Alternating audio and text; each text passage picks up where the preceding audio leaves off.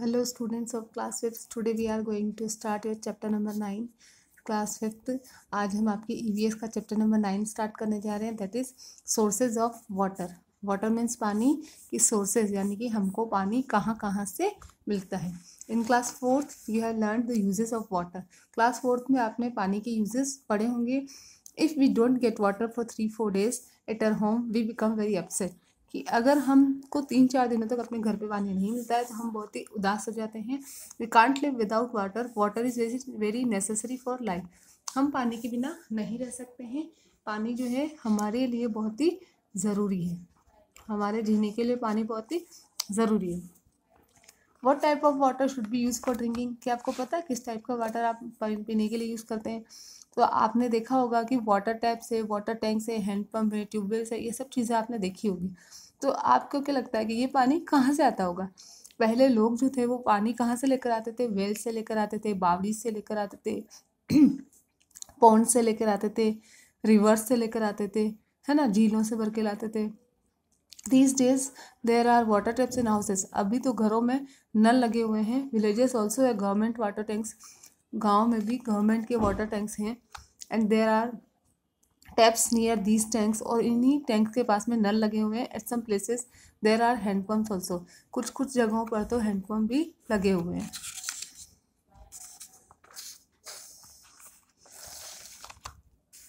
अच्छा, अब जो मैंने आपको इन्फॉर्मेशन बताई उसके अकॉर्डिंग आप इन क्वेश्चंस के आंसर दे सकते हो. जैसे कि what are the sources of water in and around your village और टाउन.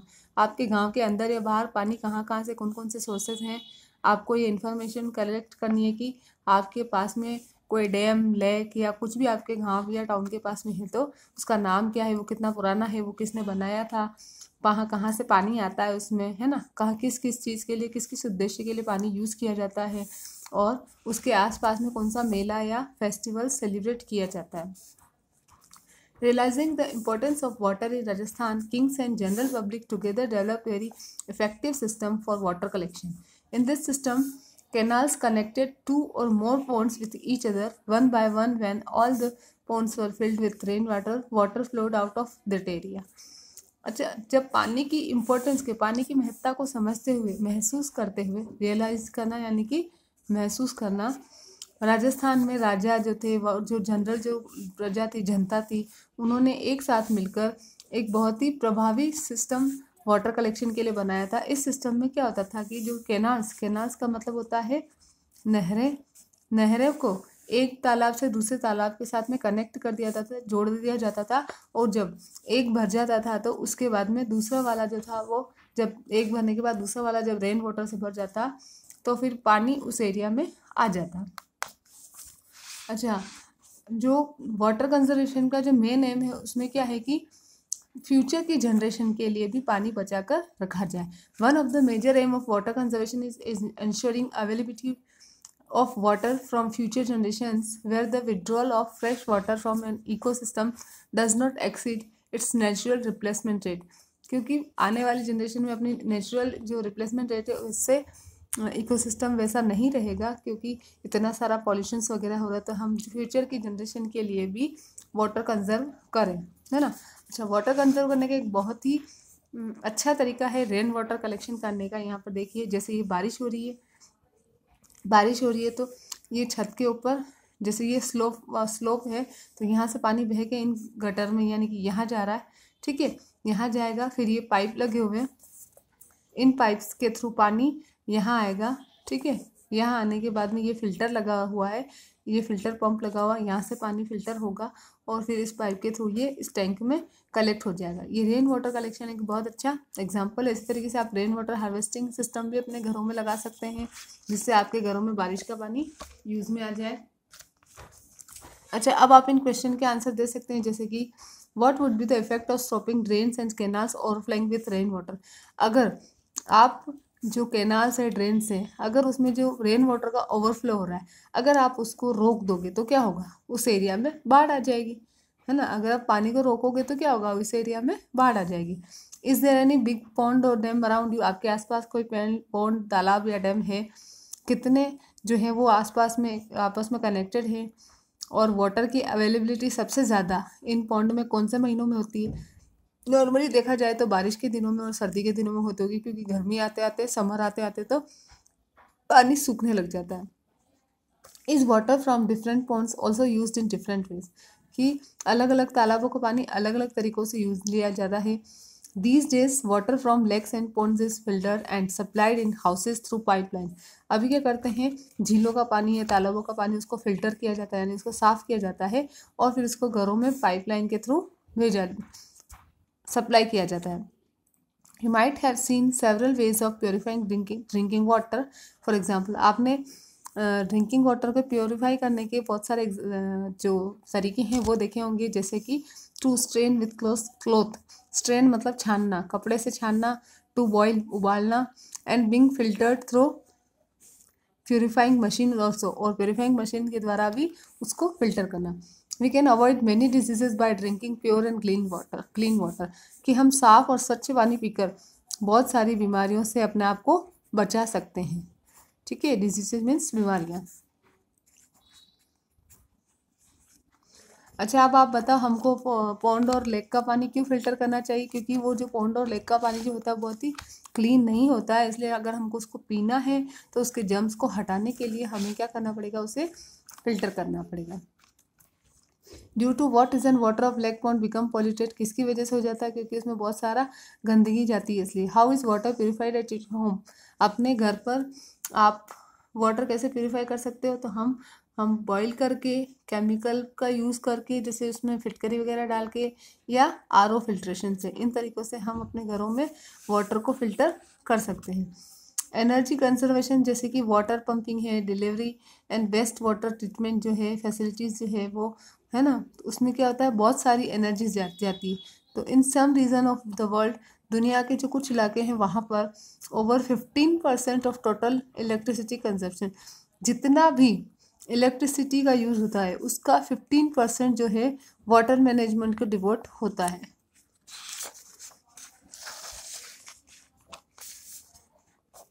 अब आता है आपका आर्टिस्टिक वाटर रिसोर्सेज, कलात्मक जो जल बावड़ियाँ और वगैरह जो होती है, जो कलात्मक तरीके से बनाई गई होती है, उनको कहते हैं आर्टिस्टिक वाटर रिसोर्सेज, जहाँ का पानी यूज़ में भी आता है और उनको कलाकृतियाँ उसमें बनाई हुई होती है। From a long time wells and baoris have been resources of drinking water and irrigation in Rajasthan. बहुत लंबे टाइम से राजस्थान में वेल्स है, बावरीज है, ये सब पीने के पानी के लिए और सिंचाई के लिए रिसोर्सेज बने हुए हैं। Artistic stairs are constructed in Bawris to get water from them. Bawris meet the religious and social needs of the people. कि आर्टिस्टिक यानी कि कलात्मक सीढ़ियाँ, स्टेयर्स मीन्स सीढ़ियाँ, कि कलात्मक सीढ़ियाँ जो है वो बनाई जाती है बावड़ी में पानी लाने के लिए। बावड़ी जो है वहाँ के लोगों की जो धार्मिक और सामाजिक दोनों ही ज़रूरतें पूरी करती है। परचा बावड़ी इन रामदेवरा, खिन्नी बावड़ी in Jalore, Chand Baori at Abhaneri and baoris in Osian, Bhinmal, Bundi, Khetri, Amber, Neemrana etcetera are very old. ये सारी जो है रामदेवरा की, झालोर की, अभानेरी की, ओशिया, भिनमाल, बूंदी, खेतड़ी, ये सब बहुत पुरानी बावड़ियाँ हैं।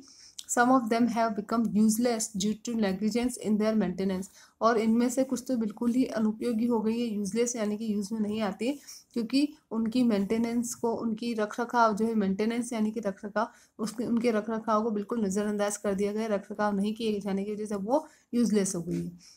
Pilgrims coming to Ramdeva believe that its water is pious and they take this water along with them. Ramdevra में जो तीर्थ यात्री जाते हैं वो ये बिलीव करते हैं, कि मानते हैं इसका जो वाटर है, इसका जो पानी है बहुत ही पवित्र है, और वो इस पानी को अपने साथ लेकर जाते हैं। Medtani Baori in Jhunjhunu is very ancient, beautiful and artistic. Jhunjhunu में मेड़तानी बावड़ी है जो बहुत ही कलात्मक, पुरानी और सुंदर है। इट वॉज बिल्ट इन 1783, इसको 1783 में बनाया गया था। इट इज़ 150 फीट डीप, ये 150 फीट गहरी है, डीप यानी गहरी। There are jharokhas and galleries in it, और इसके अंदर झरोखा और गैलरी यानी कि वरांडा और झरोखा, ऐसे छोटे छोटे छेद होते हैं जिसके अंदर से खिड़कियां, जिसके अंदर से देखा जाता है, वो झरोखे उनको कहते हैं। अब इतना सब पढ़ने के बाद में आप इन क्वेश्चंस के आंसर बता सकते हैं कि why are stairs constructed in bawdi, बावड़ी में सीढ़ियाँ क्यों बनाई जाती है पानी लाने के लिए। बावड़ी में आप गहरी बावड़ी होगी तो पानी कैसे लेकर आओगे, सीढ़ियों से चल के ही तो आओगे, है ना। Identify a bawri around you and write about it. अपने आसपास कोई बावरी हो तो आप उसको पहचानो और उसके बारे में लिखो।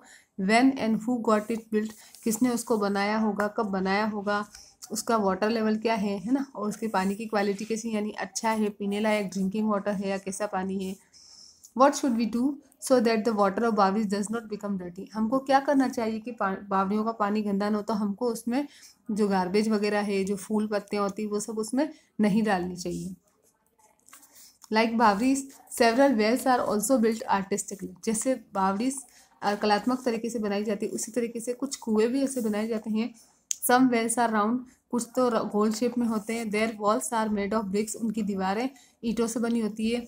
There are several ways of getting water from them, कि उसके अलावा कुछ जो ऐसे तरीके हैं जो इसमें से पानी निकालने के, जैसे कि आर्टिस्टिक कैनोपीज, छतरियाँ जो हैं, खेलियाँ हैं, कुंडियाँ are also made on their walls. Square platform, square platform में ये सब उनके बनाई जाती है ताकि वो पानी उसमें से झड़ सके, लिया जा सके, है ना। ये देखो, ये यहाँ पर लोग नहा रहे हैं, कपड़े धो रहे हैं, तो ये क्या कर रहे हैं, सीन ऑफ पॉन्ड्स की लोग, यहाँ बफेलोज नहा रही हैं, यहाँ लोग नहा रहे हैं, मतलब ये पानी को पॉल्यूट कर रहे हैं। क्या कर रहे हैं, ये पानी को पॉल्यूट कर रहे हैं। यहाँ पर ये लोग नहा रहे हैं, यहाँ पर बफेलोज वगैरह जानवरों को नहला रहे हैं, तो गंदगी तो सारी इस यहीं जा रही है ना। तो ये क्या हो गया, पानी को क्या कर रही है, पॉल्यूट कर रहे हैं। तो हमें ऐसा नहीं करना चाहिए। What is the difference between well and बावड़ी। अब वेल और बावड़ी में क्या डिफरेंस होता है, वेल में तो सीढ़ियाँ नहीं होती, जबकि बावड़ी में नीचे पानी लाने के लिए क्या लगा होता है, सीढ़ियाँ लगी होती है ना। Where does water come from in a well, पानी वेल यानी कुएं में पानी कहाँ से आता है, तो वेल में भी ग्राउंड वाटर आता है, बारिश का पानी थोड़ी होता है, वेल में ग्राउंड वाटर आता है। Is water of the pond which is shown in the picture drinkable, क्या ये ऊपर जो पॉन्ड का पानी दिख रहा है, क्या ये ड्रिंकेबल है, पीने लायक है, आपको इसको देख के लग रहा है कि आप इसको पी सकते हो, no, it is not drinkable.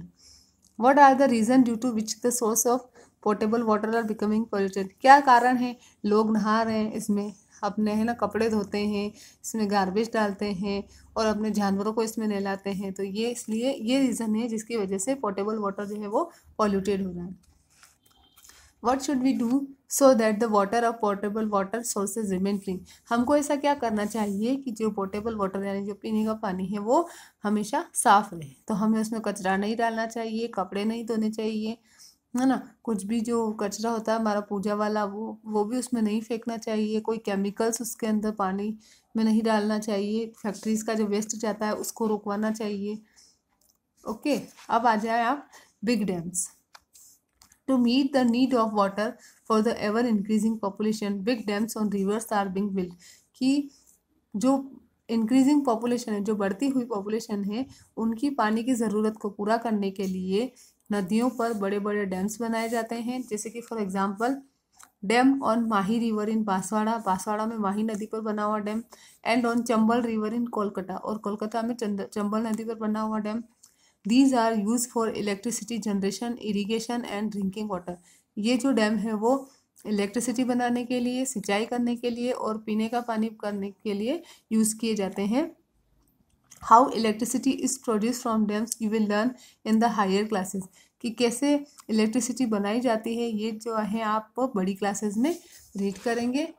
यहाँ पर ये देखिए, ये है आपका माही डैम और यहाँ से ये डैम से पानी गिर रहा है, ठीक है। जो कहाँ है ये माही डैम, बांसवाड़ा में।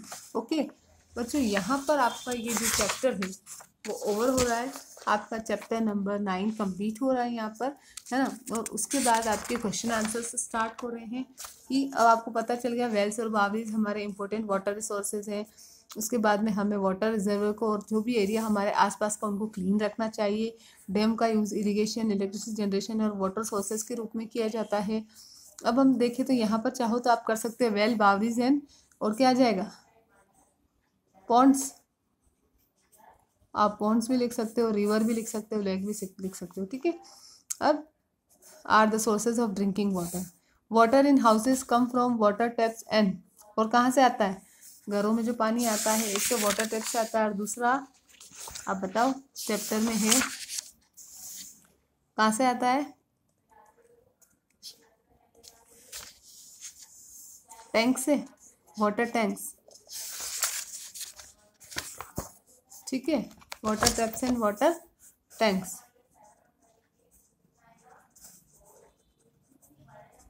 फिर a well is round and a baori is square, baori square shape में होती है। Water is cleaned by straining, boiling and purifying.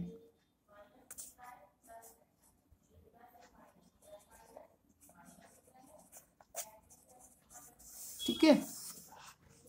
अच्छा, पब्लिक वाटर रिजर्वर्स जो है वो हमारे नेशनल हेरिटेज होती है, इसलिए हमें उनको प्रोटेक्ट करके रखना चाहिए। अब देखो ये जो पिक्चर दे रखी है ना, कि इसमें आपको बताना है कि स्टेप्स लिखने हैं कि कैसे रेन वाटर कलेक्शन में प्रोसेस इसमें होता है। तो बेटा ये आपका एक इम्पोर्टेंट क्वेश्चन है। और ये वाला क्वेश्चन उसके बाद में, wells and bawris are our important water resources, true और फॉल्स। तो हम क्या लिखेंगे, इट इज ट्रू, ये बिल्कुल सही बात है ना। अब फिर क्या, look at the given picture below and list various method of water verification.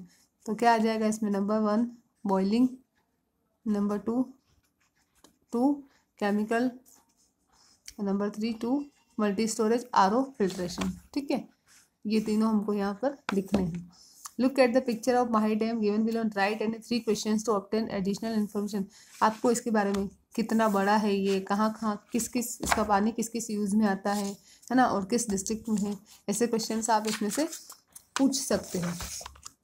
फिर आता है look at the picture of baori given below and write any 3 question. जैसे उसमें पूछ रहे हो वैसे इस बावड़ी को देखकर भी आप पूछ सकते हो, इसको किसने बनाया होगा, ये कब बनी होगी, है ना, कब बनी होगी, किसने बनाया होगा, किस जगह पर है, और इसका पानी किस यूज़ में आता है। ठीक है। अब आप यहाँ पर ये पिक्चर देखो, look at the picture of a well given below and write 3 questions to obtain more information about it. इसके बारे में भी 3 क्वेश्चंस आप देख सकते हो, बना सकते हो इसको वेल को देखते हुए।